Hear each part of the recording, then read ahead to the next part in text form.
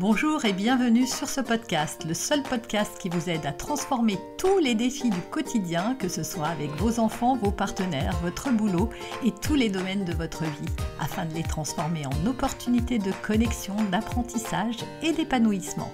Je suis Noémie de Saint-Cernin, je suis coach conférencière, formatrice, auteure best-seller de plusieurs livres, mariée et maman de 3 enfants.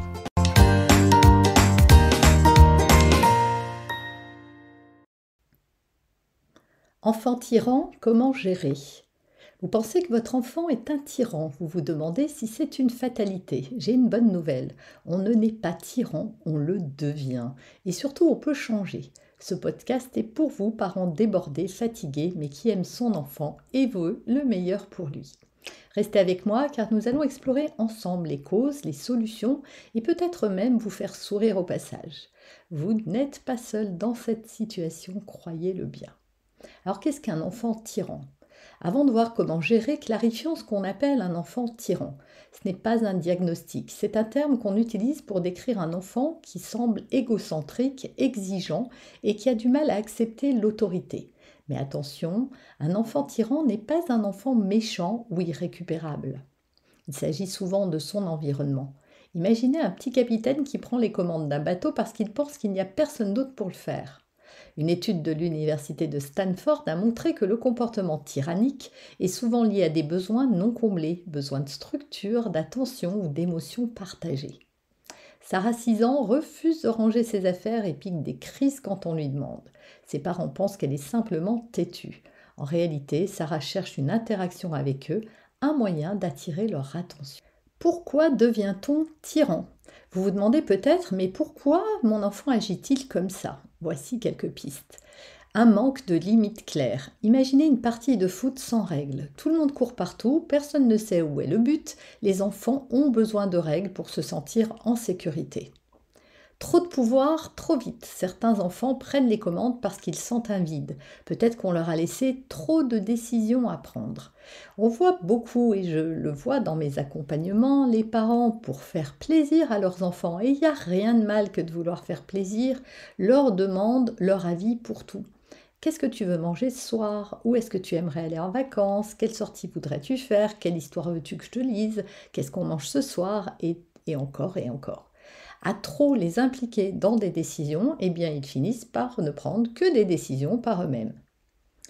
C'est une réaction aussi, ça peut être en tout cas une réaction au stress familial. Si vous êtes stressé, votre enfant le ressent.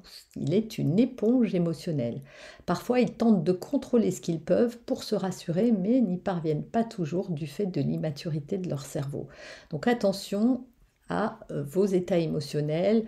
Essayez de trouver un espace pour vous occuper de vos émotions avant de vous confronter à vos enfants, d'autant plus s'ils vous les trouvez tyrans.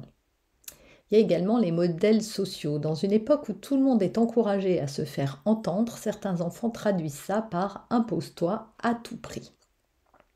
Hugo, 8 ans, interrompt constamment ses parents lorsqu'ils parlent entre eux. C'est agaçant, mais en creusant, il réalise qu'il cherche un espace où il peut être entendu. Ce qui est rassurant, c'est que rien de tout cela n'est irréversible et que l'on peut évidemment agir sur le comportement de nos enfants.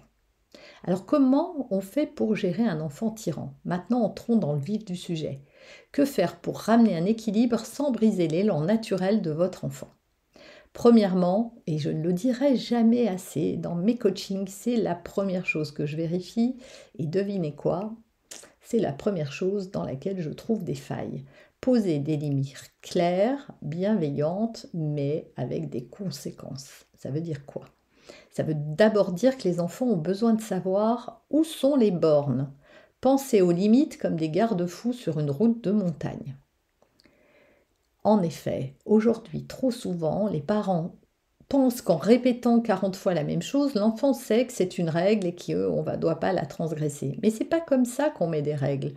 On évoque la règle avec l'enfant, on s'assure qu'il l'a bien comprise et ensuite on expose les conséquences négatives si jamais la règle est transgressée. Alors bien sûr, plus l'enfant est petit et plus on a des règles simples, claires et puis pas trop nombreuses quand même. Plutôt que de dire, par exemple, arrête de crier, dites, on parle doucement ici pour qu'on puisse s'entendre. Et ajoutez des conséquences logiques et cohérentes. Par exemple, si les jouets ne sont pas rangés, ils seront mis de côté pour un moment. Apprenez à dire non sans culpabiliser. Ce mot non est une forme d'amour. Dire non, c'est enseigner à votre enfant que tout ne tourne pas autour de lui et c'est une leçon essentielle dans la vie. Il faut qu'il s'habitue à avoir des non. J'ai rencontré des parents qui disaient oui à tout par peur de frustrer leurs enfants. Oui, il y en a beaucoup plus que ce que vous pensez. Mais à long terme, ça complique encore plus les choses. L'enfant se sent tout puissant et se sentant tout puissant, il devient tyrannique. Créez également des moments de qualité. Les enfants tyrans cherchent souvent de l'attention. Plutôt que de lutter, prévoyez des moments où il a votre attention totale et complète. Et ça, dans notre monde d'aujourd'hui, on fait beaucoup de choses pour nos enfants. Mais combien de choses faisons-nous avec eux, les yeux dans les yeux? Combien de moments de qualité passons-nous à leur contact? Une étude de 2018 a montré que 15 minutes de jeu dirigés par l'enfant chaque jour peuvent réduire les comportements difficiles. À bon entendeur. Laissez votre enfant par exemple choisir une activité et participer pleinement sans distraction aucune. Ou alors, ayez un moment de calme avec lui, le soir par exemple avant le coucher, après lui avoir lu une histoire. Ne faites pas l'impasse sur ces moments de qualité. Et puis racontez votre journée et écoutez-leur vous raconter la sienne. Gardez votre calme. Facile à dire, mais essentiel. Votre enfant apprend en vous observant. Si vous montrez que vous gérez les conflits calmement, il finira par vous imiter. Et il n'y a pas que les conflits qu'il va imiter. Vos comportements à vous vont déteindre sur ses comportements à lui. Si vous-même êtes un parent autoritaire, un peu tyrannique, je n'ose pas le dire, ne vous étonnez pas, votre enfant fait comme il voit. Il apprend en vous voyant et pas avec ce que vous dites. Et oubliez le c'est moi l'adulte et toi tu es l'enfant, parce que ça ne marche pas du tout.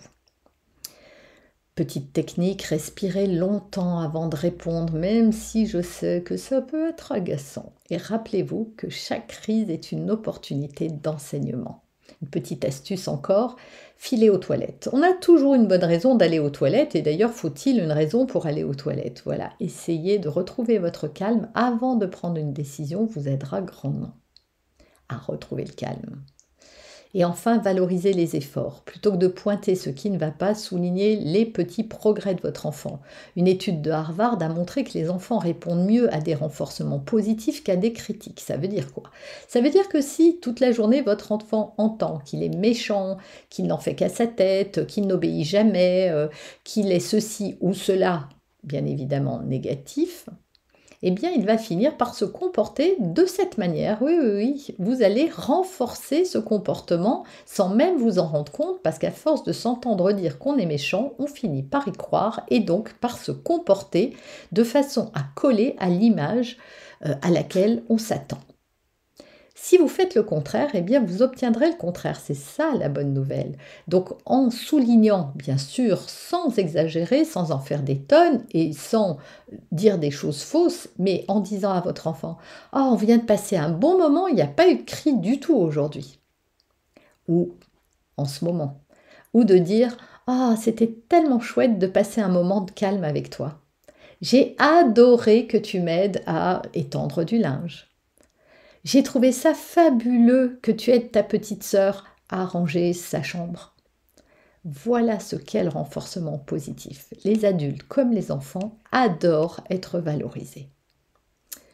Maintenant, une métaphore pour vous aider à réfléchir. Imaginez votre enfant comme un petit arbre qui pousse.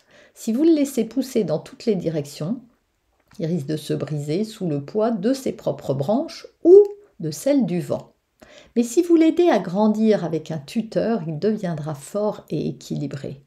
Rappelez-vous, ce n'est pas en un jour qu'on redresse un arbre. La patience est votre meilleur allié. Pensez à ces jardins japonais où chaque branche est guidée pour créer un arbre harmonieux. Ça demande du temps, mais le résultat en vaut vraiment la peine. Voyons maintenant les erreurs courantes et comment les éviter. On fait tous des erreurs, c'est normal. En voici quelques-unes parmi celles que je note le plus dans mes coachings et accompagnements. Céder pour éviter un conflit. Ce qui peut sembler une solution rapide devient souvent un problème à long terme. On ne cède pas pour éviter un conflit. Votre enfant n'attend pas de vous que vous cédiez. Il attend de vous que vous ayez une attitude responsable et cohérente.